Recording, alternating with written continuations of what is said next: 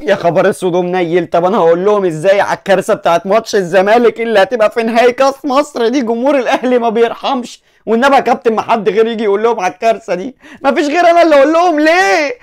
بصوا بقى كده بصراحه، يعني بخصوص يعني الماتشات اللي جايه في كارثه في الاهلي مش هقدر اخبيها عليكم، بس قصاد الكارثه دي عندي لكم خبر حلو قوي. قولوا لي بقى ابتدي بانهي خبر الاول؟ وبعدين بقى في الزهق والملل ده بقى لنا يجي 3 شهور ما خدناش بطوله، اخر بطوله خدناها بتاعت السوبر دي، انا عايز اخد بطولات نعم.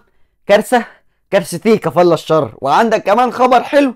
لا حيث كده بقى، قول لي الخبر الوحش الاول بعد كده خش عليا بالخبر الحلو وفرحني. ده انا بقول عايزين ناخد بطولات تقول لي كارثه؟ انا عايزك بس تفضل ايه متمالك اعصابك بالشكل الجميل ده. بس يعني المشكله بس ان ياسر ابراهيم مش هيلحق يلعب نهائي كاس مصر قصاد الزمالك. هو انا نفسي افهم الاصابات عايزه ايه مننا، عايزه ايه مننا؟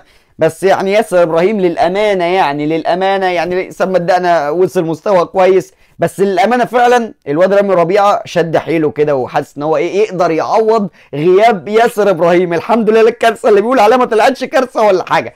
قول لي بقى الخبر الحلو. ما انا لسه ما خلصتش كلامي، بس اديني فرصه، بس ده هيتضايق بقى لما يعرف الخبر ده وش يعني.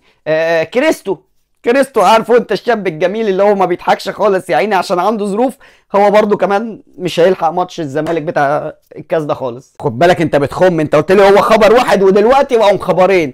بص هو للامانه الصراحه انا بحب الواد ده كريستو قوي، والواد كريستو ده لو خد نص فرص اللي خدها طاهر محمد طاهر اللي قاعد يعيط امبارح كان زمانه بيلعب اساسي دلوقتي. بس بصراحه يعني كريستو مش مؤثر، فكده الكارثه اللي انت بتقول عليها ما طلعتش كارثه ولا اي حاجه. قول لي بقى الخبر الحلو. انت مستعجل ليه بس؟ انا لسه ما خلصتش كلامي. ربنا يستر بقى في الخبر ده، وامسك نفسك كويس بالله عليك من غير عصبيه وشتيمه واصوات وحشه من المناخير. بصراحه كده اليو ديانج هو كمان متصاب ومش هيلحق ماتش الزمالك ده خالص. يا جدع انت حرام عليك، تعبت نفسيتي. هو ده اللي خبر واحد وحش؟ ده كميه اخبار حزينه.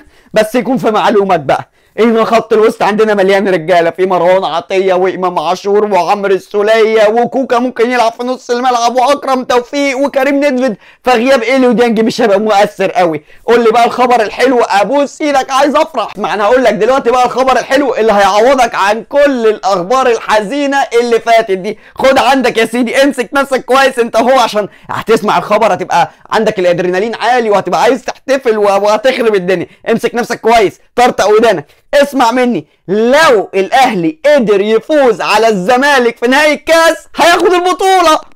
لا اذا كان كده طبعا يبقى معاك. نعم خد هنا، انت بتجري مني هتروح مني فين؟ انت فاكرني هسيبك؟ هو ايه لو الاهلي كسب الزمالك ياخد؟ ودي حاجه يعني انا ما اعرفهاش؟ ده الخبر المفرح قوي يعني اللي انا ما اعرفوش. ما انا عارف انه ان شاء الله باذن الله الاهلي ربنا يكرمه وناخد الكاس وناخد البطوله دي. انت هتقلقني دلوقتي ليه بقى على الماتش ده؟ لسه الماتش فاضل عليه قد كده. بس انا اللي هعمله مش قليل.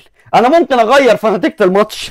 ازاي بقى اغير في نتيجه الماتش؟ ان انا اساند الاهلي واروح المدرج واشجع الاهلي لو فين، وان شاء الله الاهلي يجيب لنا الكاس ومش هتبقى فيه كوارث وهنحتفل بس على الزمالك.